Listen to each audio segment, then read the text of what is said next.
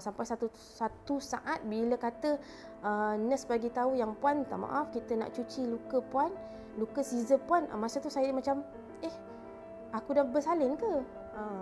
Sebab kandungan 22 minggu, kenapa pula aku dah bersalin kan? Macam terfikirlah, apa yang jadi sebenarnya?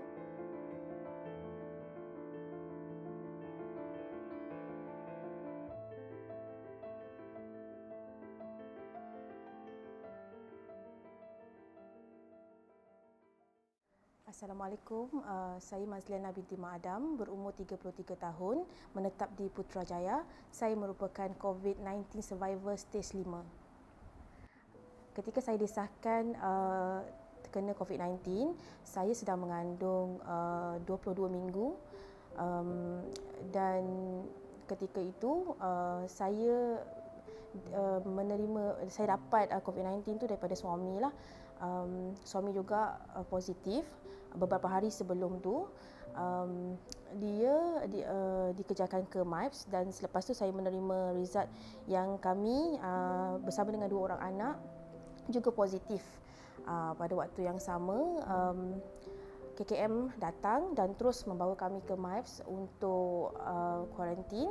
Tapi sampai je MIPS, keadaan saya agak teruk bila mana result scan tak baik, tak bagus, dan saya menerima panggilan daripada Hospital Sungai Buloh yang menyatakan mereka akan bawa saya dan anak-anak terus ke hospital pada hari yang samalah.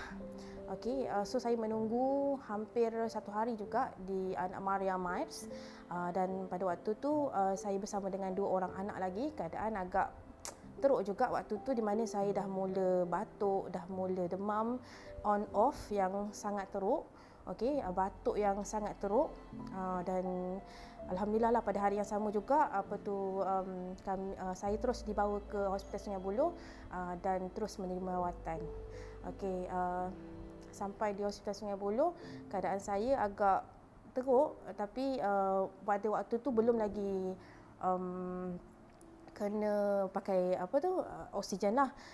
Keesokan harinya keadaan semakin teruk di mana saya punya oksigen mula drop dan doktor terus pakaikan tiub oksigen. Anak-anak pula keadaannya okey sebab dia stage pertama, so dia tak ada simptom apa-apa. Cuma saya dimaklumkan oleh suami yang dia juga terpaksa dibawa ke Hospital Sungai Buloh kerana keadaan dia juga semakin teruk, di mana dia terpaksa menggunakan oksigen yang sangat kuat. Okey, lepas tu saya minta pada doktor lah, kalau boleh bila dah bawa ke Hospital Sungai Buloh ni nak minta sekalikanlah dalam satu bilik, tapi keadaan orang kata tak mengizinkan lah, di mana waktu tu doktor maklumkan yang dalam bilik tu cuma ada satu saja oksigen. So saya terpaksa dikeluarkan daripada bilik tu dan husband terpaksa tukarlah dengan saya untuk jaga anak. Tapi keadaan tak okey juga, husband tak okey juga, dia dah semakin teruk, tak boleh nak uruskan anak. Manakala saya pula terus dibawa ke ward lain. Di ward lain pula doktor bagi tahu yang keadaan saya semakin teruk, di mana doktor dah mula kuatkan oksigen tu semakin kuat dan pada satu ketika tu nurse maklumkan kat saya, puan kena ready untuk berpuasa sebab berkemungkinan yang puan akan dimasukkan tiub pernafasan lah. So waktu tu saya memang tak boleh nak fikir apa sebab saya dah tak boleh nak bernafas dengan okey, saya dah tak boleh nak berfikir, saya dah jadi mamai, dah jadi macam kata tak sedar, semakin tak sedar. Sampai satu tahap nak dibawa ke ICU tu pun saya macam sekejap rasa macam tertidur, sekejap rasa macam orang kata sedar, tapi keadaan macam mamai tau, macam dia tak sedar macam tu. So saya dibawa pada 15 hari bulan terus ke ICU.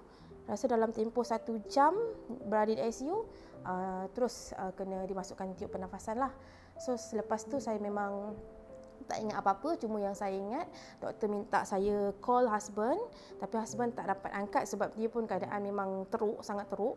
Okey, sebab dah masuk oksigen, dah tak boleh nak bercakap.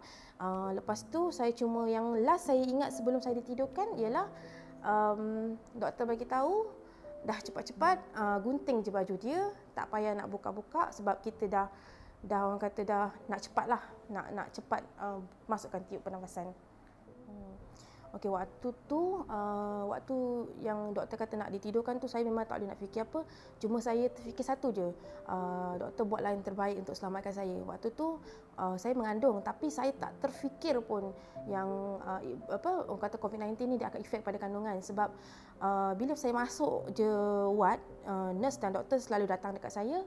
Dia bagi tahu puan kena ready sama ada kandungan puan ni akan gugur atau mati dalam kandungan. So waktu tu saya kata, kenapa doktor cakap macam ni? Kenapa nurse cakap macam ni? Sebab kandungan saya okey, baby okey, bergerak pun okey. Memang baby sangat aktif dalam perut. So saya tak terfikir yang benda tu akan efek pada kandungan saya. So bila saya ditidurkan tu, memang orang kata saya tak jangka yang saya akan kehilangan baby. Okey, bila saya sedar je dekat dalam ICU, saya rasa macam aku kat mana ni? Kenapa aku kat sini? Memang tak ingat apa-apa, langsung tak boleh fikir apa-apa pun. So macam terfikir, kenapa aku kat sini? Sekejap-sekejap nanti tertidur balik, sedar lagi, kenapa aku masih kat sini? Apa sebab buat aku kat sini? Memang tak ingat yang kita sebenarnya tengah bertarung dengan COVID-19. Memang tak ingat yang kita sebenarnya tengah pregnant ke apa, memang tak ingat langsung. Sampai satu saat bila kata nurse bagi tahu yang puan minta maaf, kita nak cuci luka scissor puan. Masa tu saya macam aku dah bersalin ke? Sebab kandungan 22 minggu, kenapa pula aku dah bersalin kan? Macam terfikirlah, apa yang jadi sebenarnya? Bila saya bangun tu, baru saya tahu saya dah bersalin. Sebab masa tu kita tak rasa perut kita duduk kat katil tu, kita tak nampak kondisi perut kita dah kempis. So kita tak perasan yang kita sebenarnya dah bersalin. Okey, waktu baby dikeluarkan tu saya telah ditidurkan. Maknanya dah masuk tiup pernafasan, telah ditidurkan. So saya tak tahu saya dah orang kata kena operation scissor untuk keluarkan anak. Saya tak boleh nak pegang, saya tak boleh nak sentuh, saya tak boleh nak tengok. Memang saya tak boleh buat apa-apa pun sebab saya tengah ditidurkan. Saya tahu yang baby saya dah dikeluarkan pun lepas nurse bagi tahu yang nak cuci luka scissor, dan lepas balik daripada orang kata keluar daripada ICU, saya baca WhatsApp, saya tengok yang sebab saya bagi tahu dekat dalam grup yang bagi tahu anak dah meninggal. So saya tahulah kat mana dia dikuburkan. Saya tahu kat mana proses tu pun selepas saya bangun. Maknanya anak lahir 17 hari bulan, okey, meninggal 21 hari bulan. Saya turun ke ward biasa 23 hari bulan. So saya tak boleh pegang, tak boleh tengok, tak boleh apa. Saya cuma boleh tengok gambar yang adik saya bagilah. So saya ada juga kawan-kawan yang rakam video waktu pengebumian anak tu.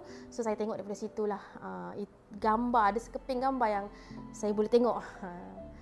Itu je lah. Tak boleh pegang, tak boleh sentuh, tak boleh apa. Sebab kita tengah ditidurkan kan.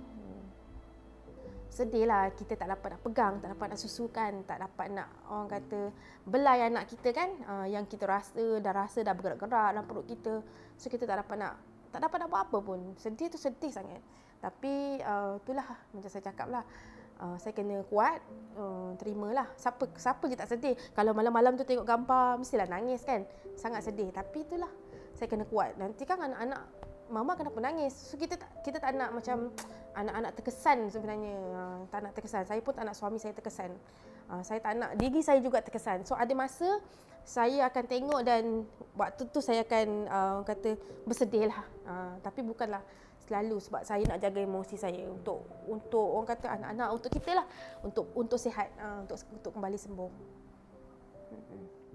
Baby tak survive sebab nak selamatkan aku.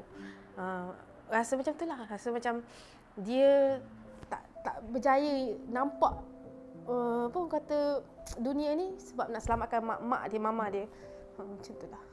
Itulah macam kita tak ada pendedahan. Kat TV pun tak ada bagi tahu apa efek akan terjadi pada ibu mengandung kalau dia kena COVID-19. Kita tak tahu langsung. So bila terkena pada diri sendiri, baru tahu rupanya orang yang mengandung ni bila dia terkena COVID-19, dia punya efek dia lagi teruk. lagi teruk. Kita tak sebelum ni kita tak tahu. Memang tak terfikir yang anak dalam kandungan kita tu akan pergi ataupun hidup ke, tak terfikir. Tak tahu. Waktu orang kata ni, husband saya pun mula-mula dia memang teruk juga. Lepas habis keluar daripada hospital tu, dia memang emosi dia semua teruk lah, habis teruk lah, koyak lah orang kata kan. Lepas tu lepas saya bangun daripada tidur tu, daripada dikomakan tu, saya bagi tahu kat dia, abang kena kuat sebab lepas ni abang kena jaga saya untuk berpantang, kena jaga anak-anak. So saya minta dia supaya orang kata buatlah apa senaman yang doktor bagi tu, semua follow ikut, okey, supaya kita boleh sihat. So alhamdulillah dia dalam tempoh seminggu dia tak okey, seminggu lepas tu dia mula aktif. So bila dia mula aktif tu, saya nampak yang dia semakin okey, semakin baik. Dia punya penat tu dah kurang, orang kata pernafasan dia dah semakin baik. So lepas saya keluar daripada hospital dengan anak-anak sekali, okey, anak-anak terpaksalah saya hantar minta bantuan pada pengasuh untuk jaga sementara saya dalam berpantang. Okey, jadinya suami kat rumah uruskan saya lah, daripada segi masak ke, daripada segi kebar rumah ke, buat kerja-kerja rumah ke, dia bantu pada waktu yang awal-awal mula-mula saya tak boleh buat kerja lah. Okey, selepas daripada tu, sebab saya dah mula aktif, okey, saya dah boleh buat kerja, sebab saya rasa macam bila saya baring, saya punya pernafasan lagi macam sangkut tau, macam tak best. Kita rasa macam tak clear dekat kita punya paru-paru tu. So bila saya ajak untuk aktif, okey, saya dah boleh buat kerja rumah. Sekarang saya dah boleh buat kerja rumah walaupun dalam pantang, boleh menyapu, boleh mengemas, dan bila kita buat aktiviti macam tu, dia semakin baik, semakin baik. Okey, untuk mereka yang kata dipilih untuk terima dugaan penyakit ni, COVID-19 kan. Okey, saya nasihatkan ataupun saya nak bagi tahulah, macam mana pun kita dah orang kata antara insan yang terpaksa melalui dugaan ni. So kita kena kuat. Walaupun kita kehilangan orang yang kita sayang, walaupun kita kehilangan mungkin anak dalam kandungan seperti saya ataupun saudara mara, kita kena kuat sebab kita kena, orang kata perjalanan hidup kita ni panjang lagi. So kita kena fikirkan orang ataupun orang kata anak-anak yang memberi kekuatan kat kita. Macam mana pun kita kena kuat tempuh dugaan ni. Sebab memang saya sedih, siapa je tak sedih bila kita kehilangan anak yang kita rasa, yelah kita dah plan kita nak jaga dia macam mana, anak dalam kandungan yang beberapa bulan lagi kita nak lahirkan kan. Tapi macam saya fikirkan saya ada 2 orang anak lagi yang perlu saya besarkan. Jadi itu adalah penguat untuk saya orang kata terima ataupun tempuh dugaan ni.